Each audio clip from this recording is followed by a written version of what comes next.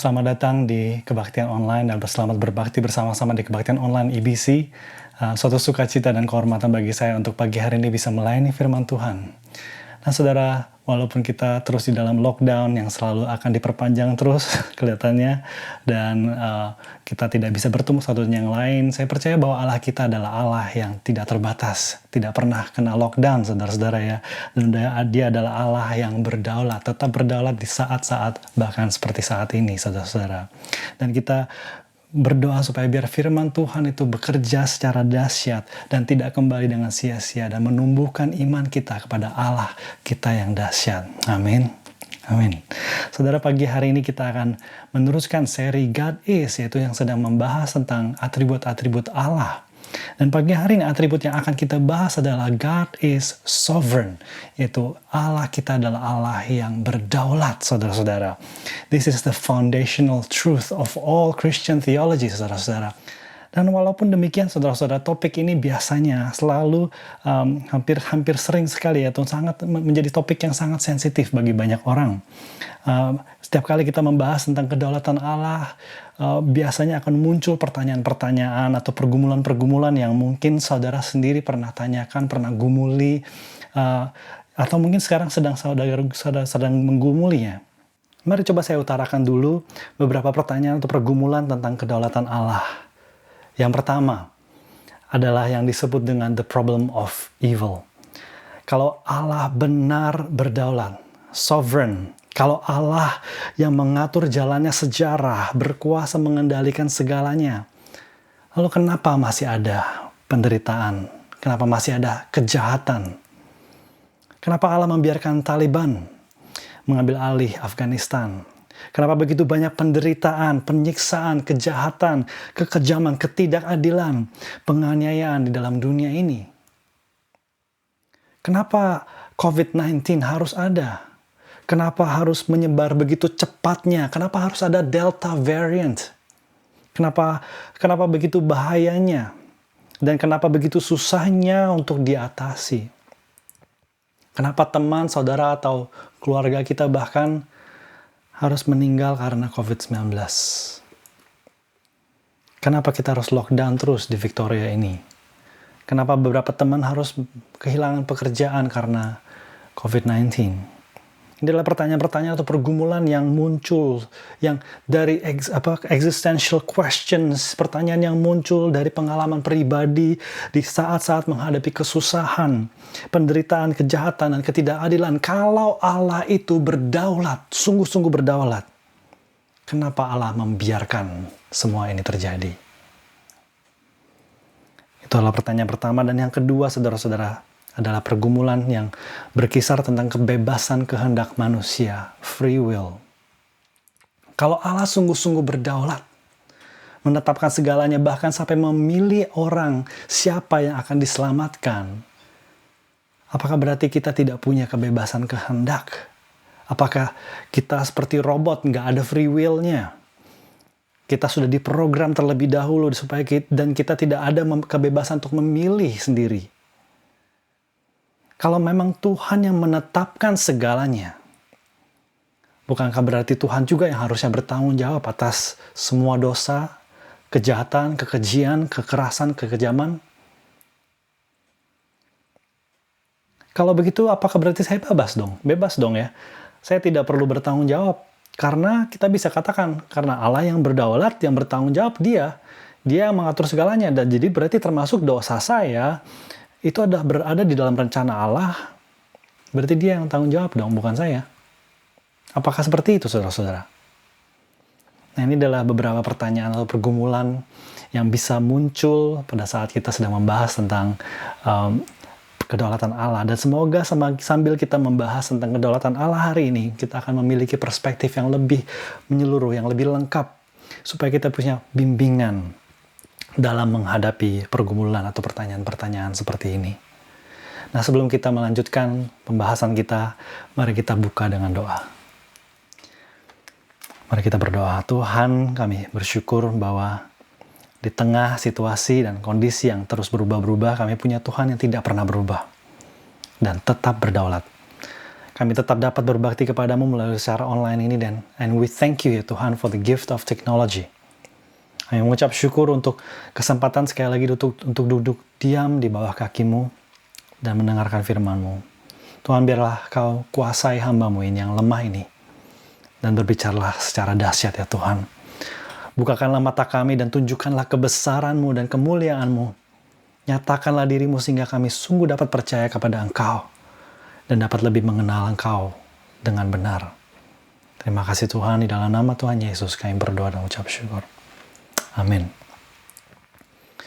Saudara, mari kita buka firman Tuhan di dalam Yesaya 46 ayat 8-11. Dan kita baca apa yang Tuhan sendiri katakan tentang kedaulatannya.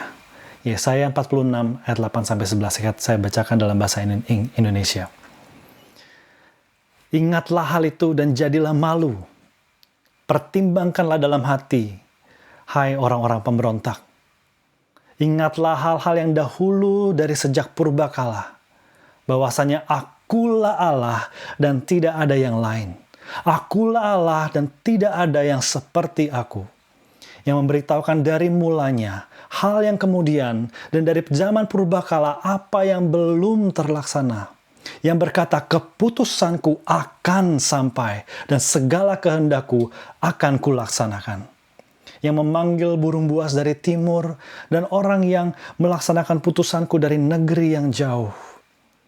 Aku telah mengatakannya, maka aku hendak melangsungkannya. Aku telah merencanakannya, maka aku hendak melaksanakannya. Saudara, apa yang Allah katakan tentang kedaulatannya?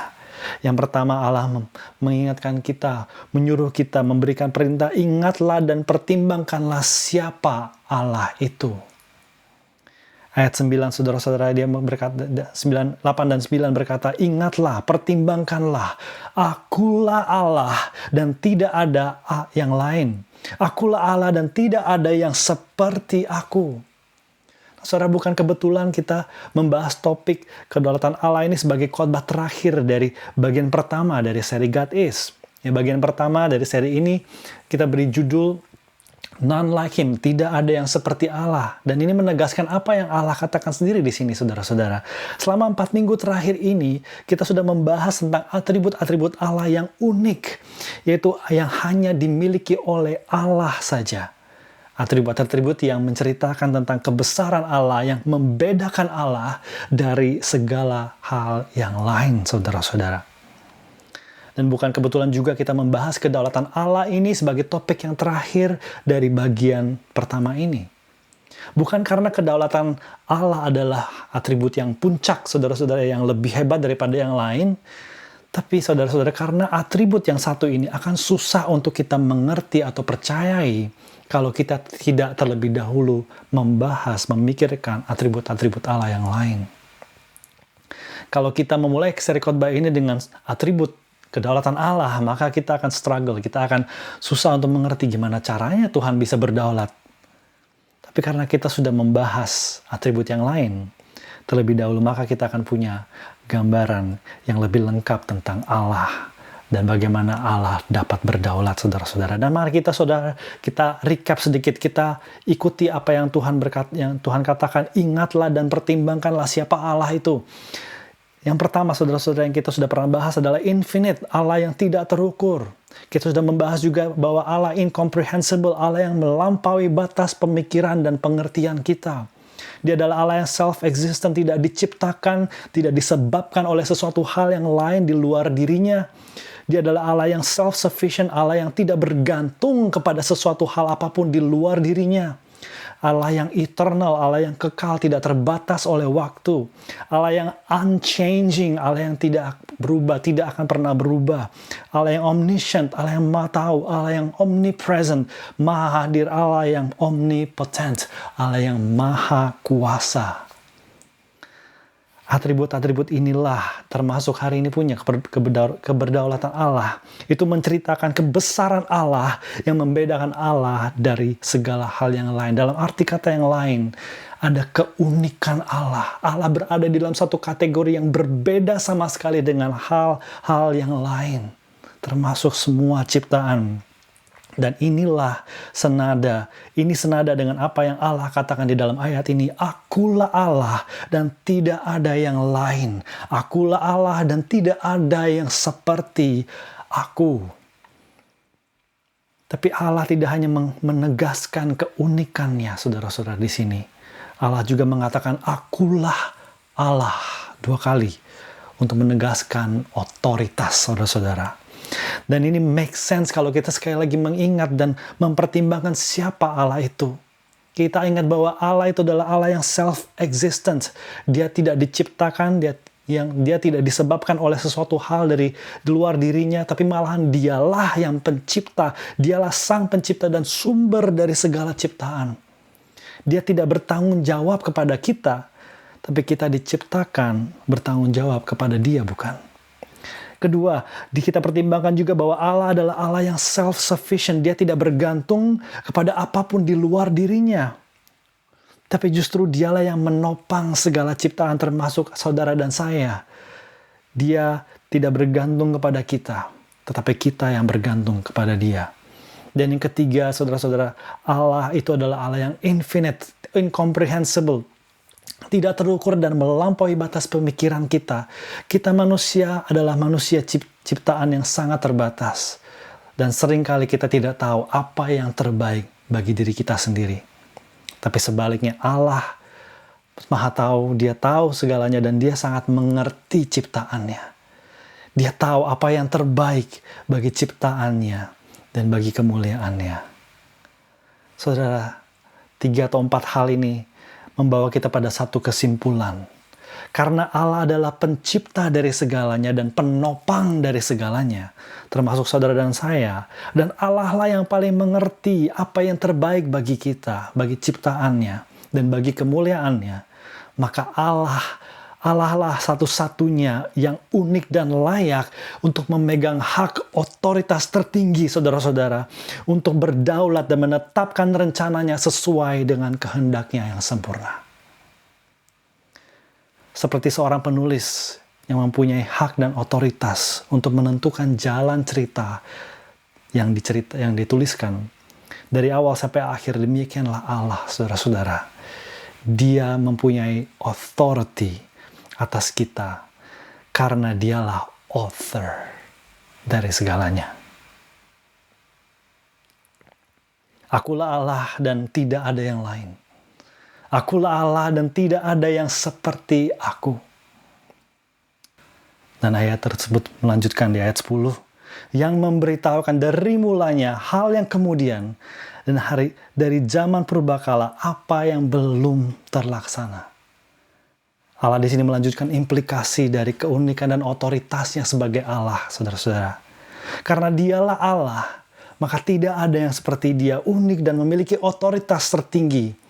Dan Dia dapat berdiri dari kekekalan lampau dan melihat dan menyatakan semua hal yang akan terjadi dari awal sampai akhir, bahkan sebelum dari semuanya telah ada, saudara-saudara.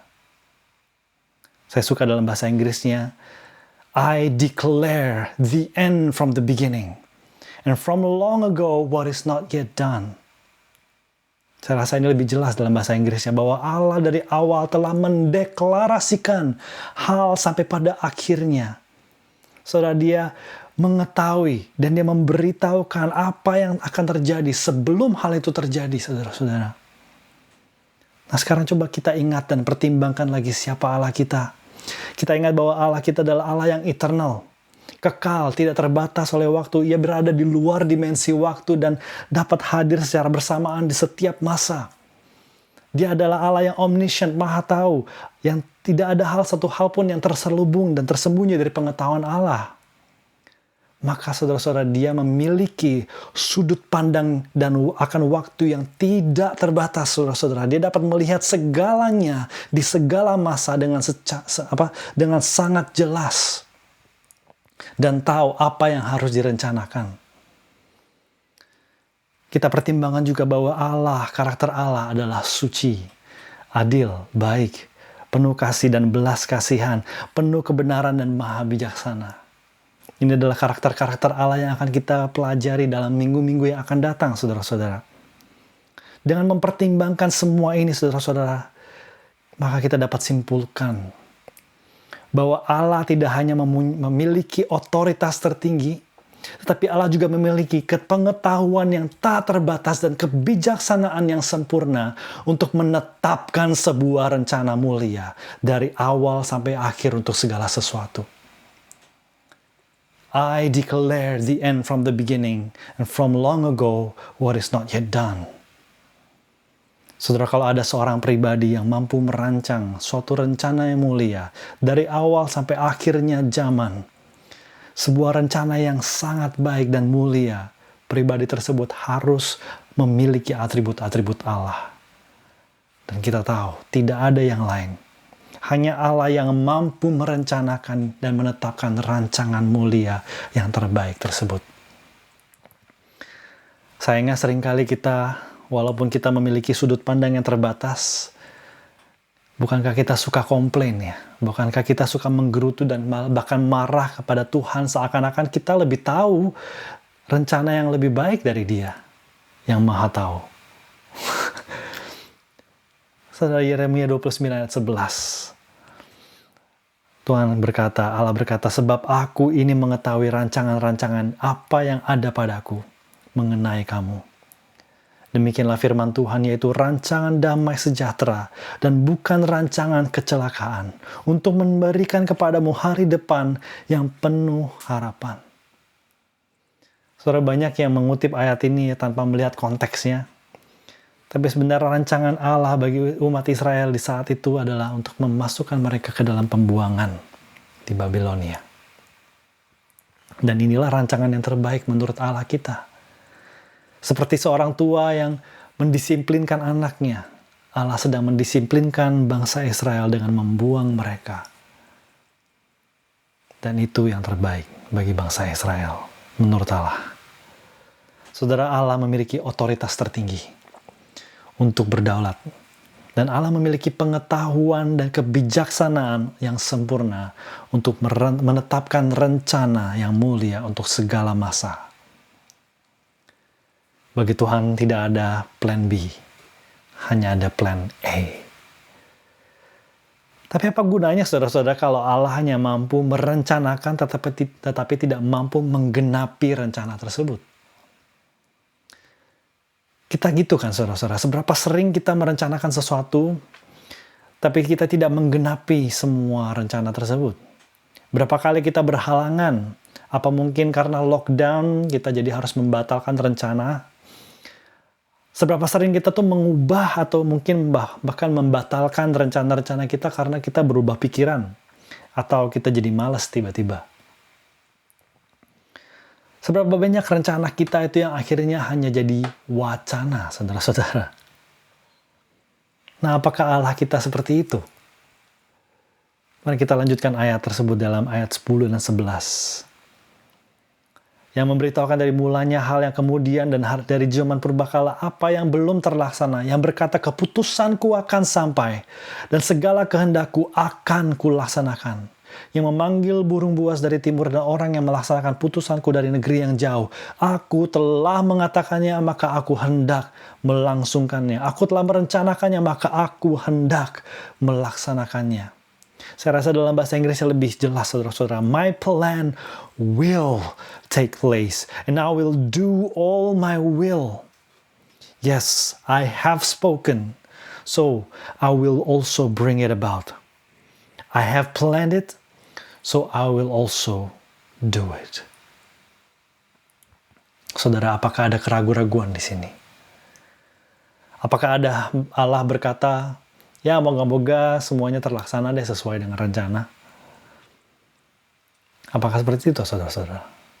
Sama sekali tidak ya, saudara-saudara.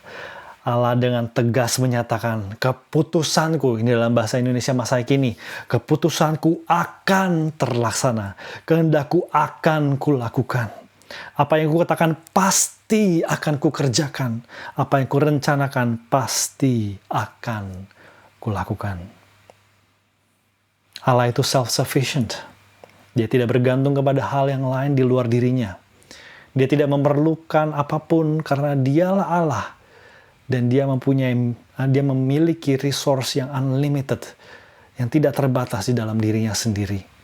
Dia juga adalah Allah yang omnipotent, maha kuasa. Kekuatan dan kemampuan yang tidak terbatas, saudara-saudara. Tidak ada yang mustahil bagi Allah kita. Tidak ada yang dapat menghambat, apalagi menggagalkan apa yang Allah kerjakan. Dia juga adalah Allah yang omnipresent, maha hadir. Dia hadir dan bekerja secara dahsyat di setiap saat, dimanapun juga, pada saat yang bersamaan. Dan dia adalah Allah yang tidak berubah. Rencana dan janji-janji Allah tidak akan pernah berubah. Dia adalah Allah yang setia dan pasti akan menggenapi sesuai dengan rencananya. Saudara, atribut-atribut ini membawa kita pada suatu kesimpulan bahwa Allah tidak hanya memiliki otoritas tertinggi, bahwa Allah tidak hanya memiliki pengetahuan atau kebijaksanaan untuk merencanakan segala sesuatu, tetapi saudara-saudara, Allah juga memiliki kesetiaan dan kemampuan yang sempurna untuk memastikan rencananya itu terjadi, digenapi, saudara-saudara. Keputusanku akan terlaksana. Kehendakku pasti kulakukan. Apa yang kukatakan pasti akan kukerjakan. Dan apa yang kurancanakan pasti akan kulakukan, saudara-saudara. Inilah kedaulatan Allah kita. Sampai sejauh ini, saudara-saudara, kita masih baru melihat kedaulatan Allah dengan wide angle lens. Seperti kita melihat kepada langit malam, dan kita melihat kebesaran dan kedaulatan Allah yang begitu hebat. Tapi sekarang saya mau mengajak kita bersama-sama untuk mengambil teleskop, untuk memperhatikan lebih dekat lagi, lebih seksama lagi apa yang dimaksudkan dengan kedaulatan Allah tersebut, saudara-saudara. Sampai sejauh manakah scope atau jangkauan atau lingkupan kedaulatan Allah itu? Seberapa spesifik dan detailkah rencana Allah tersebut, saudara-saudara? Saudara, pada saat Allah menyatakan, aku mendeklarasikan semua hal dari awal sampai akhir, Dia sedang seperti seorang master architect yang membuat satu master plan untuk seluruh alam semesta dari sepanjang masa awal sampai akhirnya, saudara-saudara. Dan master plan ini begitu precise dan detail sehingga tidak ada satu hal pun dapat terjadi di luar dari kedaulatan Allah dan rencana Allah. Sekali lagi, master plan ini begitu precise dan detail sehingga tidak ada satu hal pun yang dapat terjadi di luar dari kedaulatan dan rencana Allah. Nah, gimana mungkin, saudara-saudara ya? Nah, saudara, perlu dimengerti kalau kedaulatan Allah itu bukan berarti harus selalu Allah sendiri yang turun ke dalam dunia dan bekerja dan melaksanakan kehendaknya dan rencananya. Yes, dia bisa secara aktif melaksanakan tersebut, melaksanakan kehendaknya. Membelah Laut Merah, meruntuhkan tembok Jericho. Tapi dia juga bisa bekerja secara pasif, bukan? Dia bisa secara pasif mengizinkan hal-hal terjadi oleh sebab-sebab yang lain. Nah, contohnya, saudara, jika ada satu kejadian yang terjadi di dalam dunia ini, mungkin saja itu disebabkan oleh tindakan manusia, kita, atau kejadian alam, atau oleh hal yang lain, kan? Nah, misalnya di dalam kitab Kejadian, kakak-kakak dari Yusuf, saudara-saudara, merencanakan untuk menjual Yusuf, bukan untuk menjadi budak. Menjual Yusuf. Nah, sebelum hal itu terjadi, pertanyaannya, apakah Allah sudah tahu hal itu akan terjadi? Tentu saja. Allah kita adalah Allah yang kekal dan maha tahu. Dia sudah tahu apa yang akan terjadi. Lalu pertanyaan berikutnya, apakah Allah tetap punya kuasa dan otoritas untuk menyetop hal itu sebelum terjadi? Apakah Allah sanggup untuk mencegah kakak-kakak Yusuf untuk menjual Yusuf? Tentu saja, saudara-saudara. Allah kita adalah Allah yang maha kuasa dan maha hadir. Dan dia sanggup mencegah hal itu supaya tidak terjadi. Tapi sekarang, saudara-saudara, kalau Allah tidak mencegahnya, dan Allah membiarkannya itu terjadi, dan mereka akhirnya berhasil menjual Yusuf sebagai budak, bukankah ini berarti Allah telah paling tidak mengambil keputusan dalam kedaulatannya untuk mengizinkan itu terjadi? Kita perlu ingat saudara-saudara bahwa mengizinkan hal ini terjadi bukan berarti Allah itu suka dan menyetujui apa yang terjadi ya. Dia hanya memperbolehkannya itu untuk terlaksana. Tapi poinnya saudara-saudara, karena Allah telah mengambil keputusan untuk mengizinkannya, maka keputusan itu telah diambil dari kedaulatan Allah. Maka kejadian itu ada di dalam kedaulatan dan rencana Allah. Allah tetap berdaulat, bahkan pada saat hal ini terjadi pun. Lalu pertanyaan berikutnya, siapa yang bertanggung jawab akan kejadian ini? Apakah Allah karena dia mengizinkannya? Saudara, bukankah kakak Yusuf yang sendiri, yang bebas memilih untuk menjual Yusuf dan tanpa ada paksaan dari Allah? Bukankah itu adalah kebebasan mereka yang mengambil tindakan tersebut? Kalau iya, saudara-saudara, maka yang bertanggung jawab bukanlah Allah, tetapi mereka, kakak-kakak Yusuf. Dan ini interesting sekali, saudara-saudara. Perhatikan apa yang Yusuf sendiri katakan kepada kakak-kakaknya pada akhir cerita di dalam Kejadian 50 ayat 20. Memang kamu telah mereka-rekakan yang jahat terhadap aku. Tetapi Allah telah mereka-rekakannya untuk kebaikan. Perhatikan saudara-saudara ya, bahwa kata yang dipakai untuk mendeskripsikan apa yang Allah lakukan adalah Allah bukan memakainya. Ya, memang kamu telah mereka-rekakan untuk yang jahat terhadap aku, tetapi Allah telah memakainya untuk kebaikan. Bukan itu, saudara. Allah tidak memakainya atau tidak mengubahnya. Tapi yang dipakai di sini, saudara-saudara, adalah mereka-rekakannya. Dalam arti kata yang lain, merencanakannya, saudara-saudara. Di sini kita bisa melihat bahwa manusia tetap bertanggung jawab. Kamu telah mereka-rekakan yang jahat kepadaku. Tetap mereka harus bertanggung jawab atas perbuatan masing-masing. Tetapi Allah tetap berdaulat. Dan Allah yang merencanakan ini semua untuk kebaikan, saudara-saudara. Poinnya ini, saudara-saudara, dalam setiap kejadian di dalam dunia ini, Allah tidak pernah sedetik pun tidak berdaulat, saudara-saudara. Tidak ada suatu hal apapun yang telah terjadi atau yang akan terjadi di luar dari kedaulatan dan rencana Allah. Kalau ada hal yang terjadi di luar dari kedaulatan Allah dan rencana Allah, sekecil apapun hal itu, saudara-saudara, maka Allah sebenarnya tidak berdaulat. Dan kalau Allah tidak berdaulat, maka ia bukan Allah, saudara-saudara. Kalau Allah yang kita sembah tidak berdaulat, maka yang kita sembah itu bukan Allah. R.C. Sproul mengatakan, if God is not sovereign, God is not God. And if the God you believe in is not a sovereign God, then you really don't believe in God. You may have a theory of God, you may have a theoretical theism, but bottom line, for all practical purposes, it's no different from atheism because you are believing in a God who is not sovereign. Allah kita adalah Allah yang berdaulat. Tidak ada yang lain seperti Allah kita. Tidak ada yang lain seperti Allah. Saya tidak tahu saudara bagaimana, tapi saya secara personal, saya hanya akan menyembah Allah yang berdaulat seperti ini. Yang penuh dengan kepastian, berdaulat dan tidak pernah kewalahan, saudara-saudara. Saya tidak akan bisa percaya kepada Allah yang tidak yakin akan masa depan. Saya tidak mau menyembah Allah yang pelin-pelan, yang hanya dapat merencanakan tetapi tidak bisa memastikan rencana tersebut digenapi. Saya akan curiga terhadap janji-janji Allah yang seperti itu, karena tidak terjamin. Saudara, saya percaya Allah yang kita sembah adalah Allah yang berdaulat, dependable, Allah yang memegang kendali segala hal, yang dapat menjamin masa depan bagi kita dan bagi kemuliaannya. Allah yang berdaulat. Dan karena Allah berdaulat, saudara-saudara, maka tidak ada hal yang lain, tidak ada satu orang pun, makhluk atau ciptaan apapun yang lain yang berdaulat selain Allah.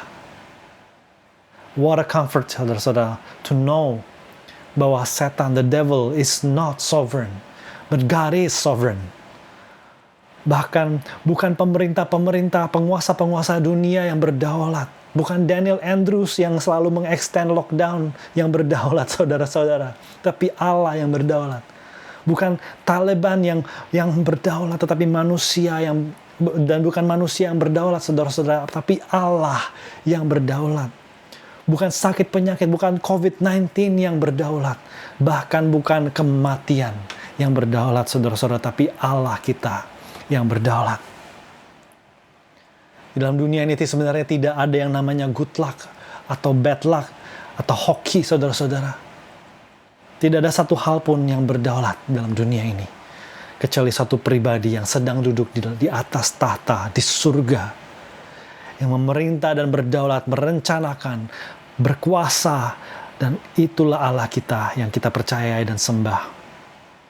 Charles Haddon Spurgeon berkata, "There is no attribute more comforting to his children than that of God's sovereignty."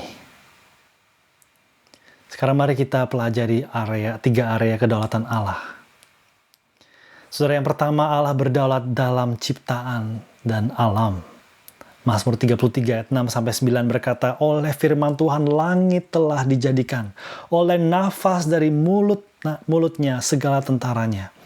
Ia mengumpulkan air laut seperti dalam bendungan. Ia menaruh samudera raya ke dalam wadah. Biarlah segenap bumi takut kepada Tuhan. Biarlah semua penduduk dunia getar terhadap Dia.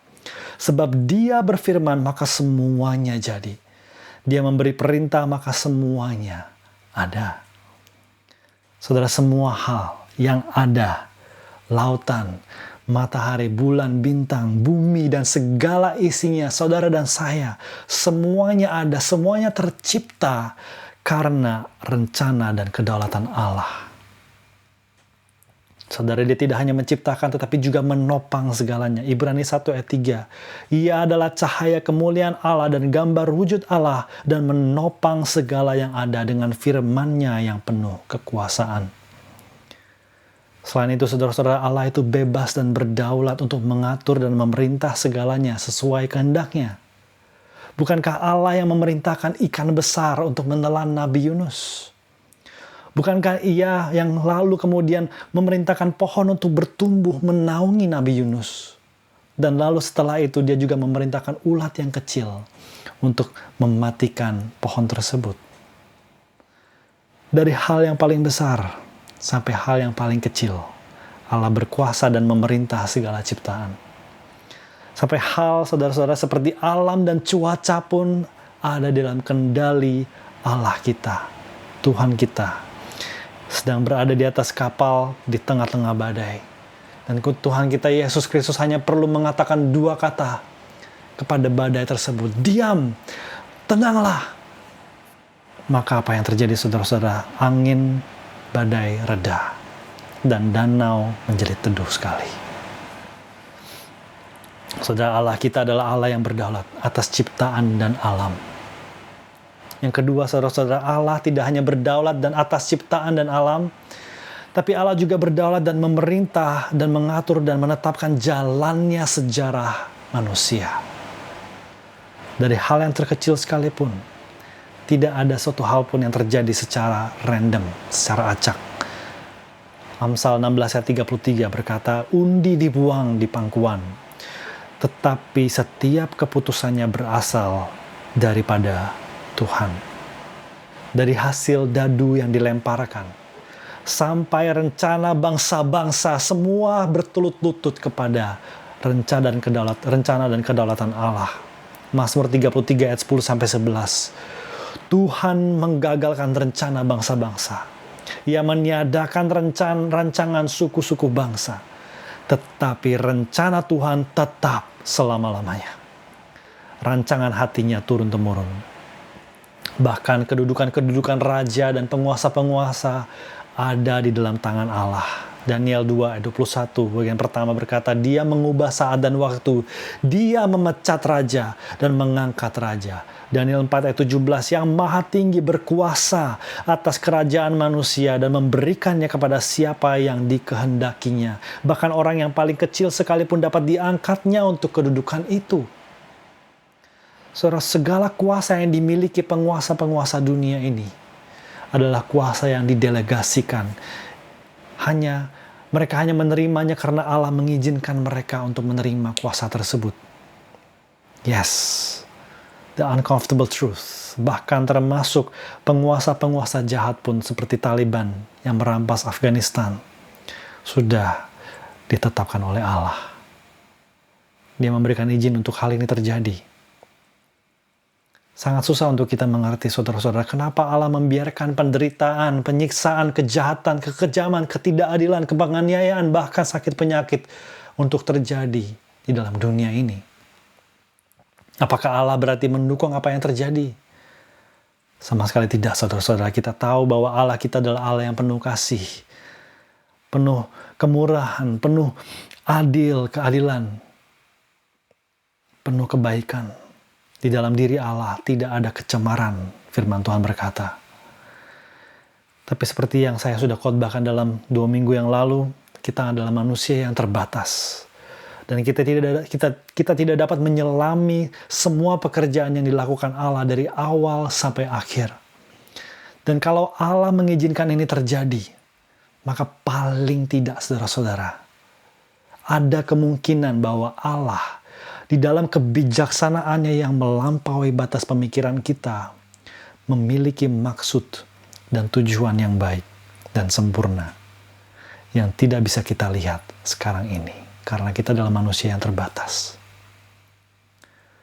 Pertanyaannya adalah, apakah kita bisa sungguh-sungguh percaya kepada kebaikan Allah, kebaikan rencana Allah? Saya yakin kita bisa, saudara-saudara. Walaupun saat ini masih kita belum mengerti, namun Allah mengerti. Dia tahu segalanya. Dia tahu apa yang terbaik. Dia paling mengerti kita. Allah dapat kita percaya, saudara-saudara. Dan Allah tidak pernah berubah.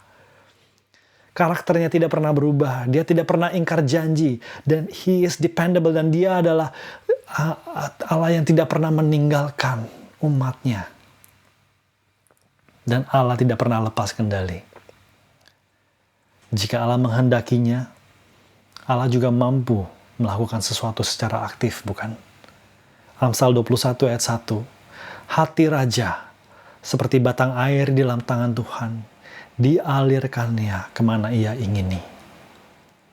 Saudara, kalau ciptaan dan alam adalah seperti panggung untuk mendisplay, untuk memberikan, menunjukkan kemuliaan Allah, maka Allah juga adalah sutradara, saudara-saudara, yang menentukan dan mengarahkan setiap pemeran di atas panggung tersebut. Bahkan hidup dan kematian kita ada di dalam tangan Tuhan. Ulangan 32, 39. Lihatlah sekarang bahwa akulah Dia. Tidak ada Allah kecuali aku. Akulah yang mematikan dan menghidupkan. Aku telah meremukan, tetapi akulah yang menyembuhkan. Dan seorang pun tidak ada yang dapat melepaskan dari tanganku. Yakobus 4:13 ayat 15. Ini adalah satu peringatan bagi kita, saudara-saudara. Jadi sekarang, hai kamu yang berkata, hari ini atau besok kami berangkat ke kota Anu, dan di sana kami akan tinggal setahun dan berdagang serta mendapat untung. Sedang kamu tidak tahu apa yang akan terjadi besok. Apakah arti hidupmu? Hidupmu itu sama seperti uap yang sebentar saja kelihatan, lalu lenyap. Sebenarnya kamu harus berkata, jika Tuhan menghendakinya, kami akan hidup dan berbuat ini dan itu. Saudara, bahkan di saat manusia melakukan hal yang paling hina pun, yaitu membunuh anak Allah, Tuhan kita Yesus Kristus, Alkitab tegas menyatakan bahwa hal itu terjadi sesuai dengan rencana dan kedaulatan Allah. Kisah Para Rasul 2:23. Dia yang diserahkan Allah menurut maksud dan rencananya telah kamu salibkan dan kamu bunuh oleh tangan bangsa-bangsa durhaka. Dan Kisah Rasul 4 ayat 27-28 berkata, sebab sesungguhnya telah berkumpul di dalam kota ini Herodes dan Pontius Pilatus berserta bangsa-bangsa dan suku-suku bangsa Israel melawan Yesus, hamba-Mu yang kudus, yang Engkau urapi untuk melaksanakan segala sesuatu yang telah Engkau tentukan dari semula oleh kuasa dan kehendak-Mu. Saudara, Allah kita adalah Allah yang berdaulat atas sejarah manusia. Allah kita adalah Allah yang berdaulat atas sejarah manusia. Yang terakhir, kedaulatan Allah dalam keselamatan umatnya. Saudara, kita sudah melihat tentang otoritas Allah. Kita sudah melihat bahwa Allah adalah yang memiliki pengetahuan dan kebijaksanaan yang mampu merencanakan yang terbaik, rencana yang mulia dari awal sampai akhirnya. Kita juga sudah melihat kemahakuasaan Allah dalam memastikan bahwa rencananya akan digenapi. Dia berdaulat atas semua hal yang terjadi. Tidak ada hal yang dapat terjadi di luar kedaulatan Allah. Dia juga adalah Allah yang berdaulat di dalam ciptaan dan alam. Dan juga dia adalah Allah yang berdaulat dalam sejarah manusia. Lalu bagaimana dengan keselamatan manusia, saudara-saudara? Apakah mungkin Allah yang telah merancangkan segalanya, jalannya sejarah, bahkan sampai disalibnya Yesus Kristus pun direncanakan, tapi tiba-tiba tentang keselamatan umatnya Allah tiba-tiba tidak berdaulat? Apakah mungkin seperti itu? Efesus 1 ayat 4-6 berkata, sebab di dalam Dia Allah telah memilih kita sebelum dunia dijadikan, supaya kita kudus dan tak bercacat di hadapan-Nya. Di dalam kasih Ia telah menentukan kita dari semula oleh Yesus Kristus untuk menjadi anak-anak-Nya, sesuai dengan kerelaan kehendak-Nya, supaya terpujilah kasih karunia-Nya yang mulia, yang dikaruniakannya kepada kita di dalam Dia yang dikasihinya. Allah menegaskan dengan jelas, saudara-saudara, bahwa Allah berdaulat, yang memilih umatnya sebelum dunia dijadikan, yang menentukan dari semula siapa yang akan menjadi anak-anak Allah, sesuai dengan kerelaan kehendak-Nya. Dan karena Allah telah merencanakannya, apa yang tadi Yesaya 46 katakan, aku telah merencanakannya, aku pasti melaksanakannya. Dan Yohanes 6 ayat 37 kita melihat bagaimana ini terjadi, saudara-saudara. Yesus berkata, semua yang diberikan Bapa kepadaku akan datang kepadaku. Dan barang siapa datang kepadaku, ia tidak akan kubuang. Dan Kisah Rasul 13 ayat 48. Semua orang yang ditentukan Allah untuk hidup kekal menjadi percaya. Ada suatu kepastian di sini, saudara-saudara ya. Bukan sesuatu hal yang ragu-ragu. Allah kita itu sungguh berdaulat, bahkan dalam keselamatan umat pilihannya. Dia tidak hanya memilih lalu membiarkan, tapi karena Dia telah memilih, saudara-saudara, Dia juga Dia memastikan bahwa mereka akan selamat. Nah, disinilah ada beberapa orang yang akan bingung dan bertanya, oh jadi gimana dengan free will? Bagaimana dengan kehendak bebas? Apakah kita jadi seperti robot? Apakah kita menjadi seperti dipaksa oleh Tuhan untuk percaya? Tidak, saudara-saudara ya. Kedaulatan Allah itu bukan sesuatu hal yang kaku yang harus merampas kebebasan ciptaannya, tapi justru bekerja sama dengan kebebasan manusia. Dan bagaimana mungkin, saudara-saudara ya, kita lihat sebentar. Kita perhatikan bagaimana mungkin kita bisa memegang kedua-duanya. Kedaulatan Allah yang mutlak di satu sisi, dan juga kebebasan manusia untuk memilih di satu sisi lagi. Nah, ibaratnya seperti ini, saudara-saudara, yang cara Tuhan bekerja. Ini contoh yang saya dapatkan dari seorang pendeta Indo, Pak YTH, Pak Yakub Trihandoko, dan saya suka sekali dia punya penggambaran ini. Ada seorang gelandangan, saudara-saudara. Ada seorang gelandangan yang sudah sekarat sekali, yang mau mati karena dia kelaparan, dan dia juga sakit keras karena kekurangan gizi. Sebenarnya dia masih ingin hidup, tapi kelihatannya harapan sudah sangat tipis. Dia mencari makanan di mana-mana, dari satu tempat sampah ke tempat sampah yang lain. Ternyata semuanya habis, dan dia sampai di suatu tempat sampah yang terakhir, saudara-saudara. yang setelah dia bilang kalau misalnya ini nggak ada lagi, saya pasti mati. Dan ternyata saudara-saudara, tempat sampah itu pun juga kosong. Dan bahkan makanan basi pun tidak ada lagi. Harapan habis, saudara-saudara. Tapi tiba-tiba ada seorang kaya yang datang dan menawarkan makanan. Menawarkan tempat tinggal bagi dia. Dan bahkan menawarkan obat untuk penyakitnya. Kira-kira apa yang akan orang ini lakukan, saudara-saudara? Orang ini tidak mungkin menolaknya, kan? Orang ini tidak mungkin tidak menerimanya, bukan? Kenapa? Karena dia sangat membutuhkan semua yang ditawarkan itu, bukan? Pertanyaannya, saudara-saudara, di saat orang ini, gelandangan ini, menerima tawaran tersebut dari orang kaya tadi, apakah dia terpaksa? Apakah dia terpaksa? Enggak dong ya. Karena dia tetap punya kebebasan kan untuk menolak. Dia tetap punya kebebasan untuk bilang, enggak deh, gue mati aja.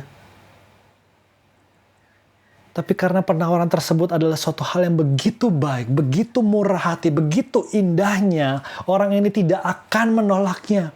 Karena dia sadar akan kebutuhannya. Dan penawaran tersebut adalah penawaran yang dapat memenuhi kebutuhannya. Dia sadar bahwa penawaran tersebut adalah satu-satunya jalan keluar dari situasi dia yang terpuruk ini. Jadi dia akan menerimanya dengan bebas, dengan sukacita, dan tanpa paksaan, saudara-saudara. Nah, sama seperti inilah kita yang menerima penawaran yang Allah berikan di dalam Yesus Kristus.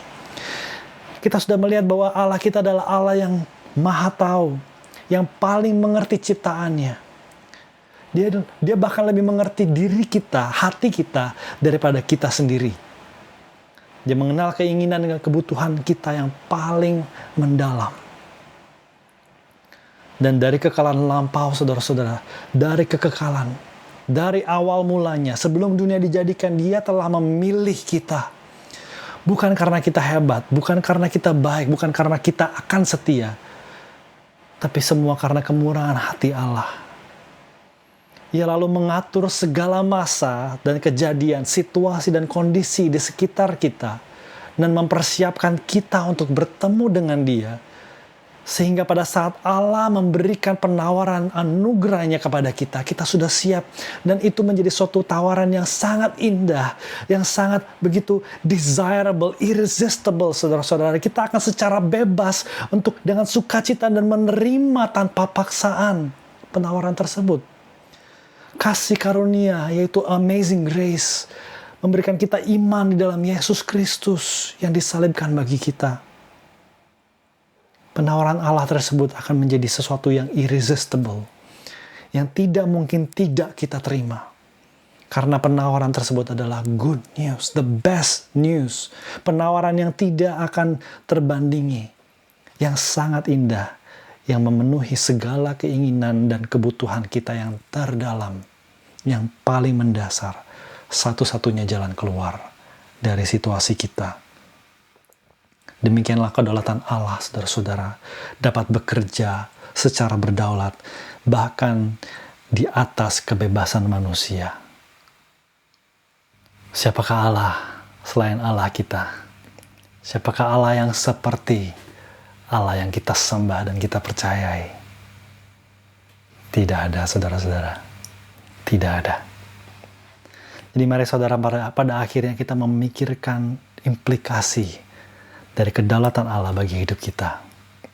Yang pertama, saudara, marilah kita bertelut, kagum dan takut akan otoritas dan kuasa kedaulatan Allah kita.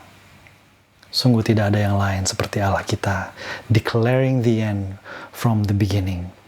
Dan segala rencana dan kehendaknya itu pasti terlaksana. Dan tidak ada satu hal pun yang terjadi di luar kehendak dan rencana Allah. Dan kita bisa percaya kepada Dia, bahwa Dia selalu pasti ada maksud yang baik. Bahwa Dia akan mendatangkan kebaikan bagi orang-orang yang dikasihinya, yang mengasihi Dia, dan telah terpanggil di dalam Yesus Kristus. Yang kedua, marilah kita bersyukur. sungguh-sungguh bersyukur atas keselamatan kita yang kita terima di dalam Yesus Kristus, yaitu keselamatan yang bukan yang murahan, tetapi sesuatu hal yang mahal yang sudah direncanakan sejak kekekalan. Dan kita dapat melihat rencana mulia yang Allah kerjakan itu telah ditawarkan kepada kita. Yang begitu indahnya, saudara-saudara, kita terima di dalam Yesus Kristus. Tentang doa yang ketiga, saudara-saudara. Mungkin saudara ada pernah bertanya, kalau Allah berdaulat dan dia mengatur segalanya, dia sudah punya rencana, ngapain kita berdoa? Apa gunanya kita doa? Saudara, itu adalah konsep yang salah. Pertanyaannya seharusnya adalah, kalau Tuhan berdaulat, kenapa tidak berdoa? Karena kalau kita mau berdoa, kita akan berdoa kepada yang berdaulat, bukan? Seharusnya. Dialah yang mampu melakukan sesuatu. Dan dia bekerja bahkan di atas kebebasan hendak manusia. Kita dapat berdoa kepada Allah yang berdaulat, saudara-saudara. Yang keempat, saudara-saudara, tentang penginjilan. Biarlah kita bersuka cita dan semakin semangat mengabarkan Injil, karena kita tahu, saudara-saudara, bahwa usaha kita tidak akan sia-sia. Tidak akan ada hati yang begitu kerasnya yang dimana Allah tidak dapat bekerja. Allah yang berdaulat akan bekerja mempersiapkan anak-anaknya yang telah dipilih dan ditentukan sejak awal. Mari kita berdoa. Tuhan, terima kasih atas firman-Mu. Terima kasih kami punya Allah yang seperti Engkau. Bahwa Engkau adalah Allah yang mempunyai otoritas tertinggi. Engkau tidak hanya memiliki otoritas tertinggi, tapi Engkau punya pengetahuan yang tidak terbatas dan kebijaksanaan yang begitu hebatnya, sempurna ya Tuhan, untuk merencanakan segalanya dari awal sampai akhir. Dan Engkau tidak hanya merencanakan, tapi Engkau juga memastikan bahwa rencana-Mu akan digenapi ya Tuhan. Dan rencana-Mu ya Tuhan yang digenapi di dalam Yesus Kristus ya Tuhan, di mana Yesus Kristus telah disalibkan ya Tuhan bagi kami ya Tuhan. Itu semuanya adalah rencana-Mu yang mulia. Sehingga pada saat kami bertemu dengan Engkau dan Engkau memberikan penawaran anugerah tersebut ya Tuhan, itu begitu indahnya bagi kami. Sehingga kami pun diselamatkan ya Tuhan. Dan keselamatan kami pasti ya Tuhan, bahwa Engkau yang telah memilih kami sebelum dunia dijadikan, menetapkan kami sebagai anak-anak-Mu ya Tuhan. Engkau pasti akan bawa sampai pada kesudahannya ya Tuhan. Terima kasih ya Tuhan, karena kami punya keselamatan yang kokoh, yang terjamin, masa depan yang pasti bersama dengan Engkau ya Tuhan. Terima kasih ya Tuhan, di tengah-tengah dunia yang kekacauan, yang penuh dengan kekacauan ini ya Tuhan, yang penuh dengan kebobrokan ini ya Tuhan, kami punya Tuhan yang berdaulat, yang tidak pernah lepas kendali. Engkau adalah Tuhan yang terus bekerja, berdaulat, mendatangkan kebaikan bagi kami yang mengasihi Engkau. Terima kasih ya Tuhan, kami punya Allah yang dapat kami percayai, yang dimana kami bisa menyerahkan hidup kami seluruhnya ya Tuhan kepada Engkau. Terima kasih Tuhan, segala puji, hormat, dan syukur hanya bagi Engkau saja. Di dalam nama Tuhan Yesus Kristus kami berdoa dan berucap syukur. Amin. Amin.